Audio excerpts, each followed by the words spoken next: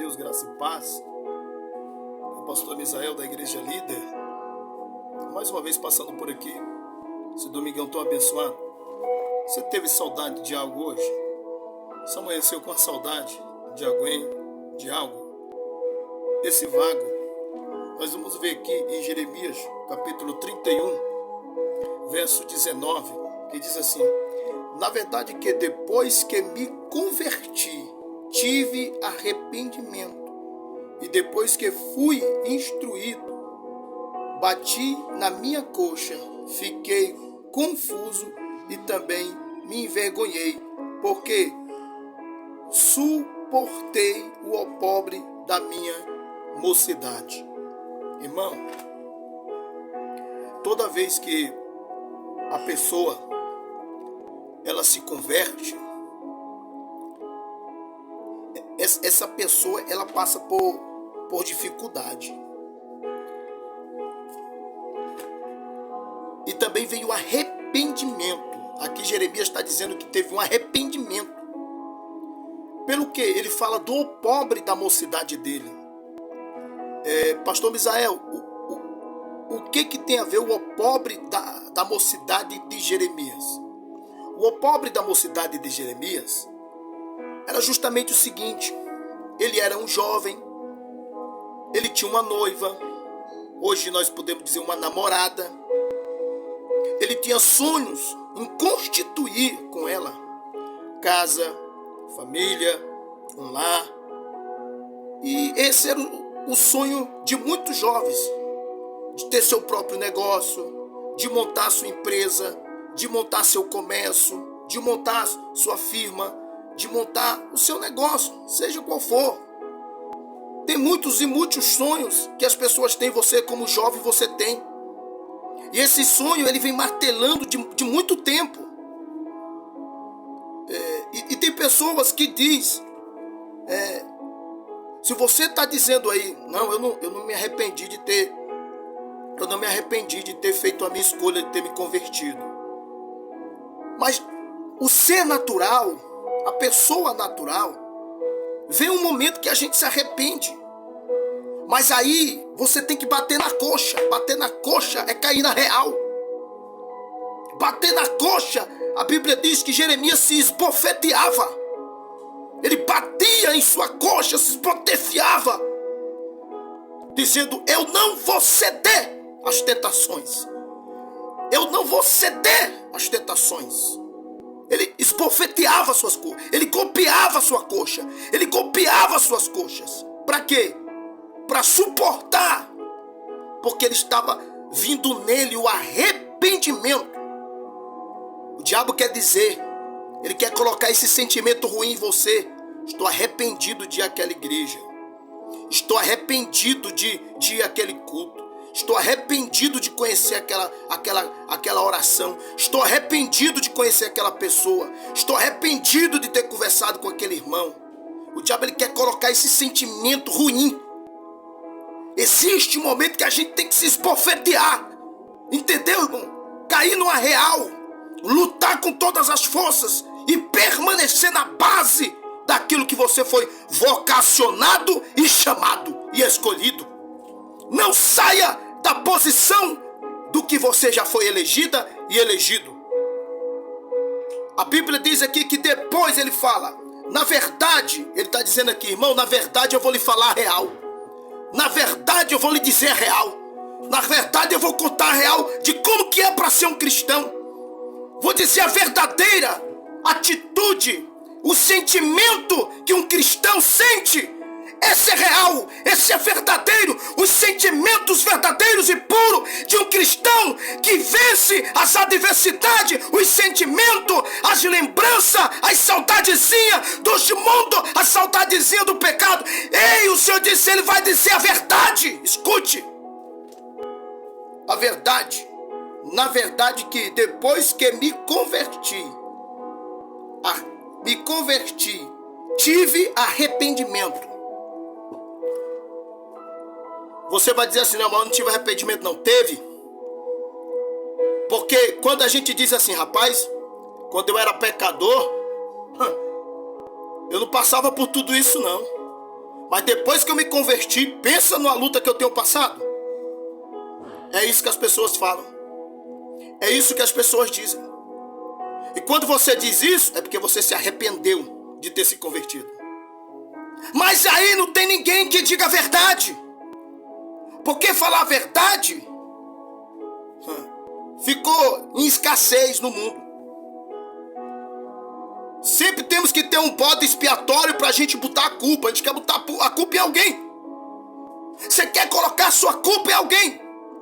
Mas nunca falar com esse mais puro sentimento de Jeremias. Por isso que Deus usa Jeremias. Por isso que Deus chamou Jeremias. Por isso que Deus escolheu Jeremias. Porque Deus viu o mais puro sentimento de verdade nele.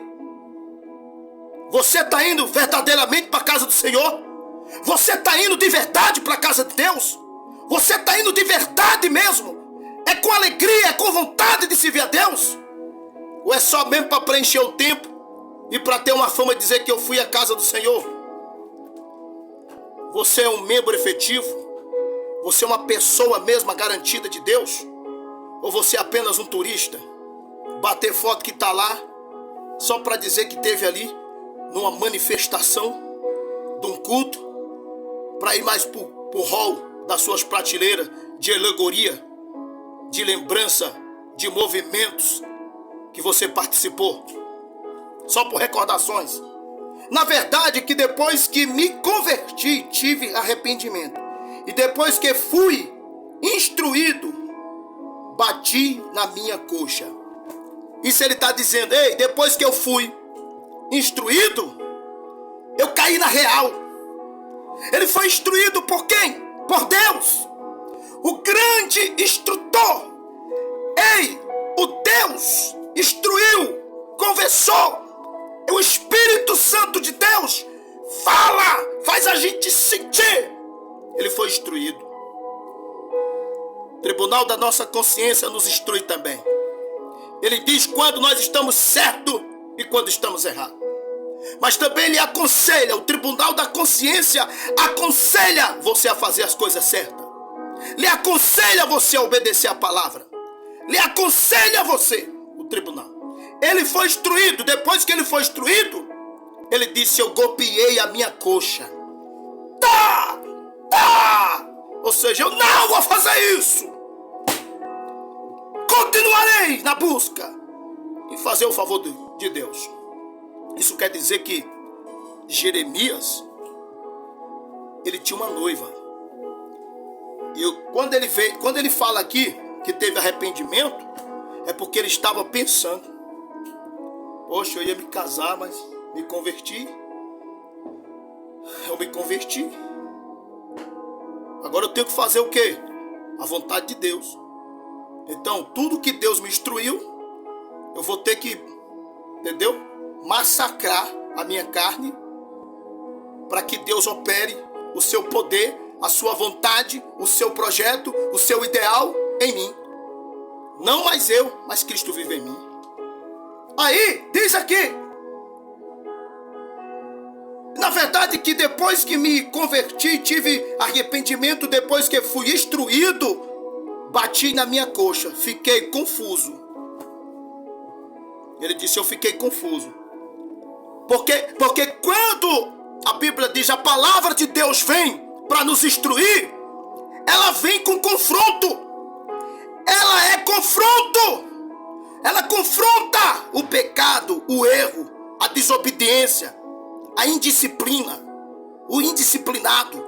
Ela é confronto.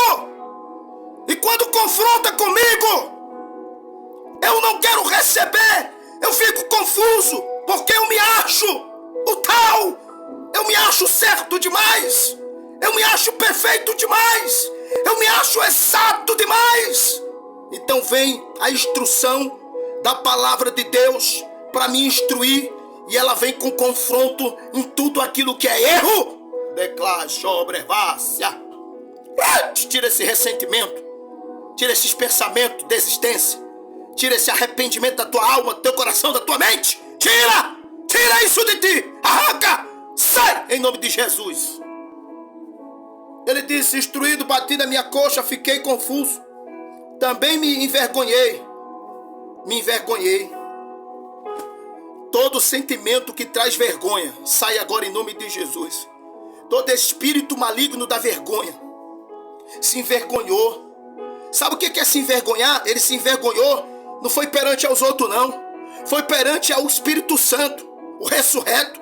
Foi perante a Deus. Eu vejo pessoas assim. No início da palavra, lá no livro de Gênesis, diz que um casal se envergonhou depois que cometeu, desobedeceu, comeu do fruto proibido, desobedeceu a ordem de Deus, saiu da disciplina, saiu da lei, abandonou a palavra, saiu da sua posição, deixou a sua posição para fazer a vontade do pecado, da serpente, de Satanás. Aí a Bíblia diz que depois que fizeram tudo isso e concebeu-se o pecado no mundo, bateu-se o quê?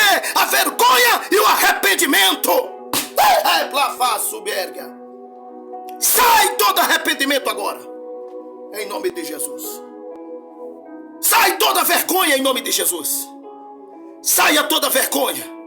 Volte a obedecer, a ser cumpridores do que Deus lhe propaga e do que Ele requer da tua vida. Também me envergonhei, porque suportei o opróbrio da minha mocidade. Ele se envergonhou, mas ele diz também que ele suportou o opróbrio da sua mocidade. A cobrança de não ter uma casa, de não ter uma família, de não ter uma esposa, de não fazer da sua linhagem. A Bíblia diz que ele suportou. Então Deus está dizendo, eu estou te dando suporte para você suportar. Você não vai ficar com vergonha, não vai ficar com arrependimento, não vai ficar com sentimento ruim. Você vai estar pautado na palavra da verdade. E você não vai ser envergonhado. Porque no Salmo diz, o Senhor no 110, que tu andarás de cabeça erguida e não terá vergonha. Então, quem vive na palavra de Deus não passa vergonha. Como muitos cristãos estão passando vergonha aí. Por não obedecer a palavra. Por não obedecer a Deus. Estão passando vergonha. Não se esbofeteia. Não rejeita o desejo da carne. As suas vontades, o seu querer, o seu eu, sua jactância, sua egocênica, seu orgulho besta, sua indisciplina. Chega! Deplá sobre rebra faz. Não vai ter com que se envergonhar. Aí ele diz aqui, também me envergonhei, porque suportei o opróbrio da minha mocidade. Então ele diz, quando eu suportei o opróbrio da minha mocidade, daquele pensamento, daquela desistência, daquela vergonha, eu comecei a me envergonhar, porque eu me envergonhei no meu espírito por ter consentido esse sentimento na minha vida, por estar pensando na vontade de desistir por quê? Deus está perguntando para ti se a ordem é para ir para frente, não é para voltar para trás. Sair por quê? Se a ordem é ir para frente, não é voltar para trás. Quando você sai de um local, você está voltando para trás, rapaz. Você está voltando para trás. Você está regressando. Ei, do Senhor está dizendo para ti, não volte para trás, permaneça e seja fiel, que as coisas mudam. Agora, por causa da infidelidade, as coisas ficam ruins. Mas se você for fiel, Deus mudará a tua história. Amém, que Deus abençoe.